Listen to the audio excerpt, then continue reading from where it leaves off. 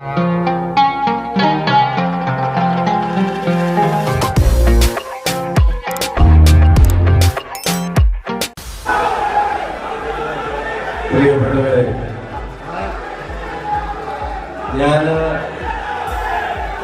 Thank you.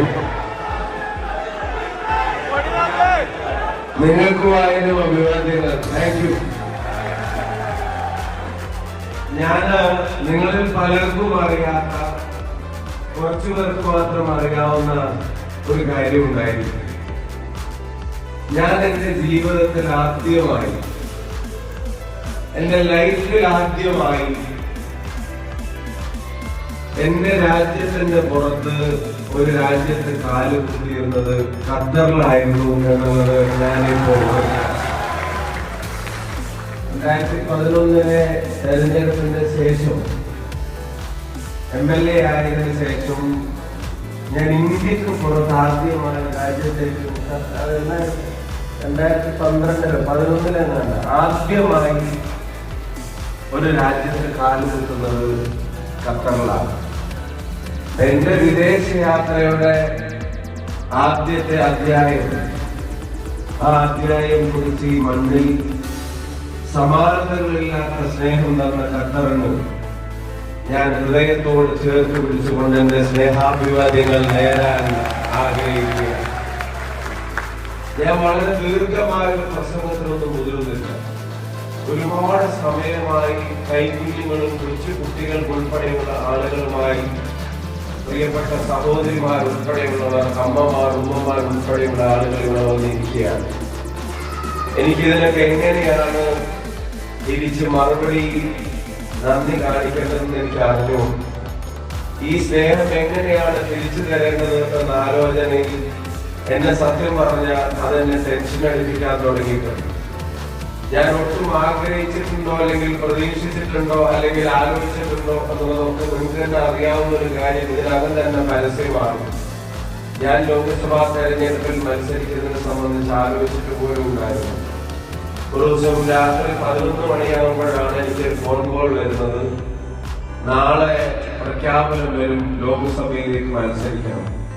ഞാൻ പറഞ്ഞു, പാലക്കാട് ശ്രീകണ്ഠേട്ടനെല്ലാം സെറ്റായി നിൽക്കുകയാണ്. പുള്ളി വളരെ കഠിനാധ്വാനം ചെയ്ത് കഴിഞ്ഞ 5 വർഷക്കാലം എല്ലാ ദിവസവും ജനങ്ങൾക്കൊപ്പം ഉണ്ടായിരുന്ന ഒരു ജനപ്രതിനിധിയാണ്. അപ്പൊ എന്നോട് പറഞ്ഞു അദ്ദേഹവും മത്സരിക്കുന്നത്. അപ്പൊ ഞാൻ ചോദിച്ചു, രണ്ടാളും എങ്ങനെ മത്സരിക്കുന്നത്? അപ്പൊ പറഞ്ഞു, നീ പാലക്കാടല്ല മത്സരിക്കുന്നത്, നീ വടകരയിലാണ് മത്സരിക്കുന്നത് എന്നുള്ളത്. അപ്പോഴാണ് ഞാൻ എങ്ങനെ വടകരയിൽ പോയി മത്സരിക്കും? ഞാൻ അതിനെപ്പറ്റി ആലോചിച്ചിട്ടേ ഇല്ല. അപ്പൊ മുരളിയേട്ടൻ തൃശ്ശൂർ പിടിക്കാൻ വേണ്ടി പാർട്ടി നിയോഗിച്ചിരിക്കുകയാണ്. അദ്ദേഹം പാർട്ടി തീരുമാനത്തെ അംഗീകരിച്ചു. നിങ്ങളും പാർട്ടി തീരുമാനത്തെ അംഗീകരിക്കണം, വടകരയിലേക്ക് പോകണം. ഓരോ സീറ്റും നിർണായകമാണ്, രാജ്യത്തിന്റെ നിലനിൽപ്പിന് വേണ്ടിയുള്ള പോരാട്ടമാണ് എന്ന് പറയുമ്പോൾ ഈ നാട് നിലനിൽക്കണം എന്ന് ആഗ്രഹിക്കുന്ന പാർട്ടിയും മുന്നണിയും എന്നോടൊരു കാര്യം പറഞ്ഞാൽ അത് തള്ളുന്ന ശീലം എനിക്കില്ല. ഞാൻ വടകരയിൽ വരാൻ തീരുമാനിച്ചു എന്നുള്ളത് എല്ലാവർക്കും പറഞ്ഞു. ഇതിങ്ങനെ മത്സരിക്കുന്നു എന്നുള്ള വാർത്ത ഇങ്ങനെ വരാൻ തുടങ്ങിയ സമയത്ത്, അതിങ്ങനെ ചെറുതായി എഴുതി കാണിക്കാൻ തുടങ്ങിയ സമയത്തോട്ട് എനിക്ക് കോളോട് കോളാണ്, എനിക്ക് മെസ്സേജോട് മെസ്സേജാണ്.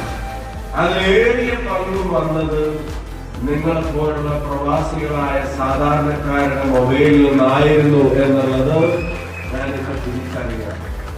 അതുകൊണ്ട് തന്നെ വോട്ട് ചോദിക്കാൻ എവിടെയൊക്കെ പോകണം എന്നുള്ള ആലോചന ഞങ്ങൾക്കിടയിൽ ഉണ്ടായപ്പോ തലശ്ശേരിയിൽ പോകണം, വടകരയിൽ പോകണം, നാദാപുരത്ത് പോകണം, അതുപോലെ തന്നെ ഷാർജയിലും ദോഹയിലും ഉൾപ്പെടെയുള്ള സ്ഥലങ്ങളിലും വരണം എന്നുള്ള തീരുമാനം നമ്മൾ എടുത്തതിന്റെ കാരണം അതൊക്കെയാണ്. പക്ഷെ എനിക്കിത് ശീലമുള്ളൊരു കാര്യമല്ല. ഞാനിതിനു മുമ്പ് മത്സരിച്ച് പാലക്കാട് തെരഞ്ഞെടുപ്പിന്റെ സമയത്തേക്ക് ഞാൻ മുനിസിപ്പാലിറ്റിയും പഞ്ചായത്തും വിട്ട് എന്നെ പുറത്തു പോകാറില്ല. ഞാൻ അവിടെ തന്നെ നിൽക്കാനാണ് പരമാവധി. അവിടെ തന്നെ പരമാവധി നിൽക്കാൻ ശ്രമിക്കുമ്പോൾ ഈ വിദേശത്തൊക്കെ പോയി തെരഞ്ഞെടുപ്പിൽ വോട്ട് ചോദിച്ചാൽ അതിന്റെ ഒരു ഫലം എന്തായിരിക്കുമെന്നുള്ള ആശങ്ക എന്റെ ഉള്ളിൽ ഉണ്ടായിരുന്നു. ഞാൻ തുറന്നു പറഞ്ഞു, ഞാൻ ആലോചിച്ചത് എങ്ങനെയായിരിക്കും ആളുകൾ അക്സെപ്റ്റ് ചെയ്യുക. എങ്ങനെയായിരിക്കും ആളുകൾ അതിനെ സ്വീകരിക്കുക എന്നതൊക്കെ ഞാൻ ആലോചിച്ചു. പക്ഷെ ഞാൻ ഇന്നലെ ഒരു കാഴ്ച കണ്ടു. ഞാൻ ഇന്ന് ആ കാഴ്ച വീണ്ടും കണ്ടു. ഞാൻ ഒരു കാര്യം ഹൃദയത്തോട് ചേർത്ത് കൈവച്ച് പറയുന്നു. വടകരക്ക് ഹൃദയം നിറഞ്ഞ നന്ദി. ഷാർജയിലെ വടകരക്ക് ഹൃദയം നിറഞ്ഞ നന്ദി.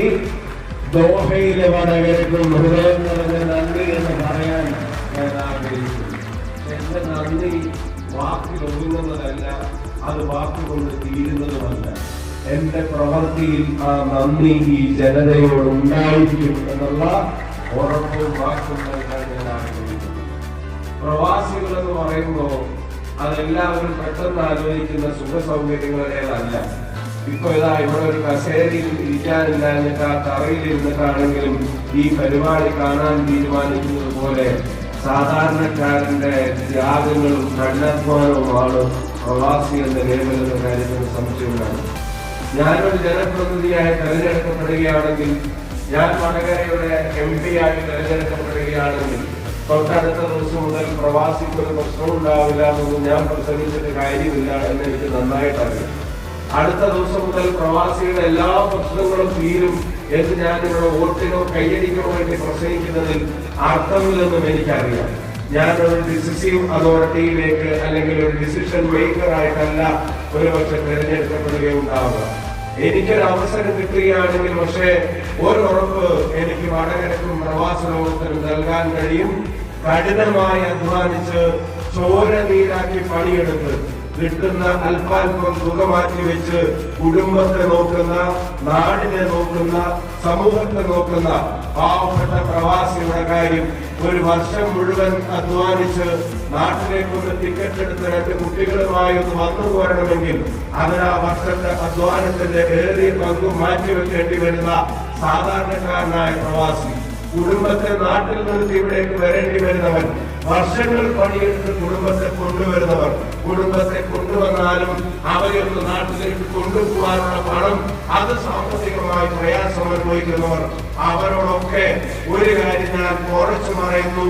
നിങ്ങളുടെ ശബ്ദം കേൾക്കേണ്ടടുത്ത് ഞാൻ കേൾപ്പിച്ചിരിക്കുമെന്നുള്ള ഉറപ്പ് ഈ സമൂഹത്തിന് നൽകാൻ ആഗ്രഹിക്കുന്നു. പറയേണ്ടടുത്ത് പറയാനും ചോദിക്കേണ്ടടുത്ത് ചോദിക്കാനും വാങ്ങേണ്ടത് വാങ്ങാനും നിങ്ങൾ തരുന്ന ഒരു വോട്ട് അതെനിക്ക് കരുത്താകും എന്നുള്ള കാര്യത്തിന് ഒരു സംശയവും വേണ്ട. അത് എന്റെ ഉത്തരവാദിത്തമായി ഞാൻ ഇന്ന് ഒരു കാലത്ത് ഞാൻ കിട്ടാറുണ്ട്. പ്രിയപ്പെട്ടവരെ, ഞാൻ താങ്ക് യു. നിങ്ങൾക്കുമായാലും അഭിവാദ്യങ്ങൾ. Thank U.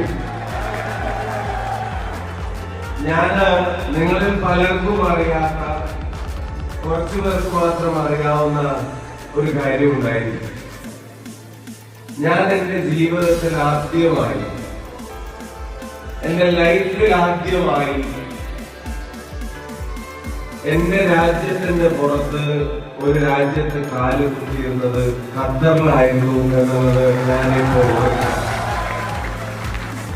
2011 തെരഞ്ഞെടുപ്പിന്റെ ശേഷം MLA ആയതിനു ശേഷം ഞാൻ ഇന്ത്യക്ക് പുറത്ത് ആദ്യമായി രാജ്യത്തേക്ക് 2012-11 ആദ്യമായി ഒരു രാജ്യത്ത് കാല് കുത്തുന്നത് ഖത്തറിലാണ്.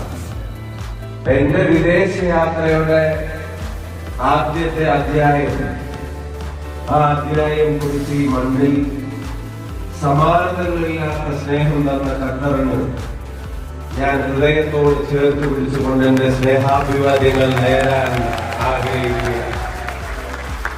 ഞാൻ വളരെ ദീർഘമായ ഒരു പ്രസംഗത്തിലൊന്നും മുതിരുന്നില്ല.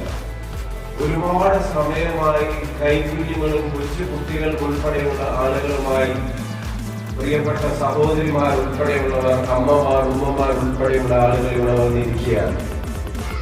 എനിക്കിതിനൊക്കെ എങ്ങനെയാണ് തിരിച്ച് മറുപടി നന്ദി കാണിക്കേണ്ടതെന്ന് എനിക്ക് അറിഞ്ഞു. ഈ സ്നേഹം എങ്ങനെയാണ് തിരിച്ചു തരേണ്ടത് എന്ന ആലോചനയിൽ എന്നെ സത്യം പറഞ്ഞ അതെന്നെ ടെൻഷൻ അടിപ്പിക്കാൻ തുടങ്ങിയിട്ടുണ്ട്. ഞാൻ ഒട്ടും ആഗ്രഹിച്ചിട്ടുണ്ടോ അല്ലെങ്കിൽ പ്രതീക്ഷിച്ചിട്ടുണ്ടോ അല്ലെങ്കിൽ ആലോചിച്ചിട്ടുണ്ടോ എന്നുള്ളതൊക്കെ നിങ്ങൾക്ക് തന്നെ അറിയാവുന്ന ഒരു കാര്യം ഇതിനകം തന്നെ പരസ്യമാണ്. ഞാൻ ലോക്സഭാ തെരഞ്ഞെടുപ്പിൽ മത്സരിക്കുന്നത് സംബന്ധിച്ച് ആലോചിച്ചിട്ട് പോലും ഉണ്ടായിരുന്നു. ഒരു ദിവസം രാത്രി 11 മണിയാകുമ്പോഴാണ് എനിക്ക് ഫോൺ കോൾ വരുന്നത്. നാളെ പ്രഖ്യാപനം വരും, ലോക്സഭയിലേക്ക് മത്സരിക്കണം. ഞാൻ പറഞ്ഞു പാലക്കാട് ശ്രീകണ്ഠേട്ടനെല്ലാം സെറ്റായി നിൽക്കുകയാണ്. പുള്ളി വളരെ കഠിനാധ്വാനം ചെയ്ത് കഴിഞ്ഞ 5 വർഷക്കാലം എല്ലാ ദിവസവും ജനങ്ങൾക്കൊപ്പം ഉണ്ടായിരുന്ന ഒരു ജനപ്രതിനിധിയാണ്. അപ്പൊ എന്നോട് പറഞ്ഞു അദ്ദേഹവും മത്സരിക്കുന്നത്. അപ്പൊ ഞാൻ ചോദിച്ചു രണ്ടാമത്തെ എങ്ങനെ മത്സരിക്കുന്നത്? അപ്പൊ പറഞ്ഞു നീ പാലക്കാടല്ല മത്സരിക്കുന്നത്, നീ വടകരയിലാണ് മത്സരിക്കുന്നത് എന്നുള്ളത്. ഞാൻ എങ്ങനെ വടകരയിൽ പോയി മത്സരിക്കും? ഞാൻ അതിനെപ്പറ്റി ആലോചിച്ചിട്ടേ ഇല്ല. അപ്പൊ മുരളിയേട്ടൻ തൃശ്ശൂർ പിടിക്കാൻ വേണ്ടി പാർട്ടി നിയോഗിച്ചിരിക്കുകയാണ്. അദ്ദേഹം പാർട്ടി തീരുമാനത്തെ അംഗീകരിച്ചു. നിങ്ങളും പാർട്ടി തീരുമാനത്തെ അംഗീകരിക്കണം, വടകരയിലേക്ക് പോകണം. ഓരോ സീറ്റും നിർണായകമാണ്, രാജ്യത്തിന്റെ നിലനിൽപ്പിന് വേണ്ടിയുള്ള പോരാട്ടമാണ് എന്ന് പറയുമ്പോൾ ഈ നാട് നിലനിൽക്കണം എന്ന് ആഗ്രഹിക്കുന്ന പാർട്ടിയും മുന്നണിയും എന്നോടൊരു കാര്യം പറഞ്ഞാൽ അത് തള്ളുന്ന ശീലം എനിക്കില്ല. ഞാൻ വടകരയിൽ വരാൻ തീരുമാനിച്ചു എന്നുള്ളത് എല്ലാവർക്കും പറഞ്ഞു. ഇതിങ്ങനെ മത്സരിക്കുന്നു എന്നുള്ള വാർത്ത ഇങ്ങനെ വരാൻ തുടങ്ങിയ സമയത്ത് അതിങ്ങനെ ചെറുതായി എഴുതി കാണിക്കാൻ തുടങ്ങിയ സമയം തൊട്ട് എനിക്ക് കോളോട് കോളാണ്, എനിക്ക് മെസ്സേജിനോട് മെസ്സേജാണ്. അതിലേറിയ പങ്കും വന്നത് നിങ്ങളെപ്പോലുള്ള പ്രവാസികളായ സാധാരണക്കാരുടെ മൊബൈലിൽ നിന്നായിരുന്നു എന്നുള്ളത് ഞാനിപ്പോ തിരിച്ചറിയാം. അതുകൊണ്ട് തന്നെ വോട്ട് ചോദിക്കാൻ എവിടെയൊക്കെ പോകണം എന്നുള്ള ആലോചന ഞങ്ങൾക്കിടയിൽ ഉണ്ടായപ്പോ തലശ്ശേരിയിൽ പോകണം, വടകരയിൽ പോകണം, നാദാപുരത്ത് പോകണം, അതുപോലെ തന്നെ ഷാർജയിലും ദോഹയിലും ഉൾപ്പെടെയുള്ള സ്ഥലങ്ങളിലും വരണം എന്നുള്ള തീരുമാനം നമ്മൾ എടുത്തതിന്റെയും കാരണം അതിന്റെ. പക്ഷെ എനിക്കിത് ശീലമുള്ളൊരു കാര്യമല്ല. ഞാനിതിനു മുമ്പ് മത്സരിച്ച് പാലക്കാട് തെരഞ്ഞെടുപ്പിന്റെ സമയത്തേക്ക് ഞാൻ ആ മുനിസിപ്പാലിറ്റിയും പഞ്ചായത്തും വിട്ട് എന്നെ പുറത്തു പോകാറില്ല. ഞാൻ അവിടെ തന്നെ നിൽക്കാനാണ് പരമാവധി. അവിടെ തന്നെ പരമാവധി നിൽക്കാൻ ശ്രമിക്കുമ്പോൾ ഈ വിദേശത്തൊക്കെ പോയി തെരഞ്ഞെടുപ്പിൽ വോട്ട് ചോദിച്ചാൽ അതിന്റെ ഒരു ഫലം എന്തായിരിക്കും എന്നുള്ള ആശങ്ക എന്റെ ഉള്ളിൽ ഉണ്ടായിരുന്നു. ഞാൻ തുറന്നു പറഞ്ഞു, ഞാൻ ആലോചിച്ചത് എങ്ങനെയായിരിക്കും ആളുകൾ അക്സെപ്റ്റ് ചെയ്യുക, എങ്ങനെയായിരിക്കും ആളുകൾ അതിനെ സ്വീകരിക്കുക എന്നതൊക്കെ ഞാൻ ആലോചിച്ചു. പക്ഷെ ഞാൻ ഇന്നലെ ഒരു കാഴ്ച കണ്ടു. ഞാൻ ഇന്ന് ആ കാഴ്ച വീണ്ടും കണ്ടു. ഞാൻ ഒരു കാര്യം ഹൃദയത്തോട് ചേർത്ത് കൈവച്ച് പറയുന്നു, വടകരയ്ക്ക് ഹൃദയം നിറഞ്ഞ നന്ദി. ഷാർജയിലെ വടകരയ്ക്ക് ഹൃദയം നിറഞ്ഞ നന്ദി. ദോഹയിലെ വടകരയ്ക്കും ഹൃദയം നിറഞ്ഞ നന്ദി എന്ന് പറയാൻ ഞാൻ ആഗ്രഹിക്കുന്നു. എന്റെ നന്ദി വാക്കിൽ ഒതുങ്ങുന്നതല്ല, അത് വാക്കുകൊണ്ട് തീരുന്നതുമല്ല. എന്റെ പ്രവൃത്തിയിൽ ആ നന്ദി ഈ ജനതയോട് ഉണ്ടായിരിക്കും എന്നുള്ള ഉറപ്പും വാക്കും നൽകാൻ ഞാൻ ആഗ്രഹിക്കുന്നു. പ്രവാസികൾ എന്ന് പറയുമ്പോൾ അതെല്ലാവരും പെട്ടെന്ന് ആലോചിക്കുന്ന സുഖ സൗകര്യങ്ങളുടേതല്ല.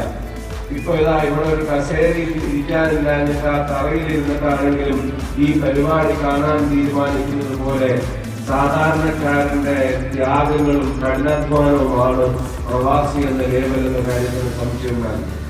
ഞാനൊരു ജനപ്രതിനിധിയായി തെരഞ്ഞെടുക്കപ്പെടുകയാണെങ്കിൽ, ഞാൻ വടകരയുടെ MP ആയി തെരഞ്ഞെടുക്കപ്പെടുകയാണെങ്കിൽ തൊട്ടടുത്ത ദിവസം മുതൽ പ്രവാസിക്ക് ഒരു പ്രശ്നവും ഉണ്ടാവില്ല എന്നൊന്നും ഞാൻ പ്രസംഗിച്ചിട്ട് കാര്യമില്ല എന്ന് എനിക്ക് നന്നായിട്ടറിയാം. അടുത്ത ദിവസം മുതൽ പ്രവാസിയുടെ എല്ലാ പ്രശ്നങ്ങളും തീരും എന്ന് ഞാനിവിടെ വോട്ടിനോ കയ്യടിക്കോ വേണ്ടി പ്രസംഗിക്കുന്നതിൽ അർത്ഥമില്ലെന്നും എനിക്കറിയാം. ഞാനൊരു ഡിസിസീവ് അതോറിറ്റിയിലേക്ക് അല്ലെങ്കിൽ ഒരു ഡിസിഷൻ മേക്കറായിട്ടല്ല ഒരുപക്ഷെ തിരഞ്ഞെടുക്കപ്പെടുകയുണ്ടാവുക. എനിക്കൊരു അവസരം കിട്ടുകയാണെങ്കിൽ പക്ഷേ ഒരു ഉറപ്പ് എനിക്ക് വടകരക്കും പ്രവാസ ലോകത്തിനും നൽകാൻ കഴിയും.